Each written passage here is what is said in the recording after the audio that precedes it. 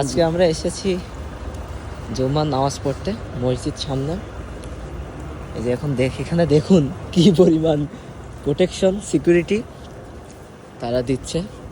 পুরো কয়েক কিলোমিটার জুড়ে এখানে রাস্তা বন্ধ এবং দূরে দূরে সব আর কি পুলিশ গার্ড দিচ্ছে। খুবই টাইট সিকিউরিটি। আপনি কি কিছু বলতে চান? জিনিস খেয়াল করে দেখেন, এখানে কিন্তু হ্যাঁ কোনো মেয়ে আর্ম নাই, কিন্তু যা আছে সব পুরুষ।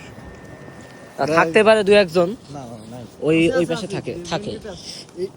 না না, এখানে নেই, এখানে নেই, এখানে নেই, রাস্তাতে নেই। হ্যাঁ, মহিলা গেটে থাকতে পারে, এটা স্বাভাবিক। হ্যাঁ না, আর এবং গেটে প্রত্যেকের মানে চেক করে করে, মানে জ্যাকেটের পকেট টকেট হাতিয়ে টাতিয়ে মানে ভালো মতো চেক করে আর কি ঢুকানো হচ্ছে। এই যে দেখা যাচ্ছে সবাই যাচ্ছে, অনেক লোকজন। এই তো এই সামনে যে ডানে গেলে আর কি মসজিদ।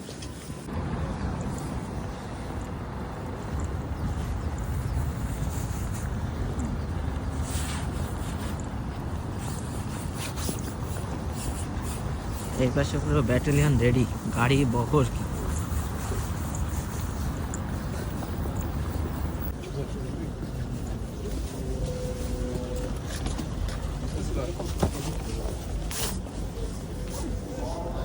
তো আমরা নামাজ শেষ করে বের হলাম।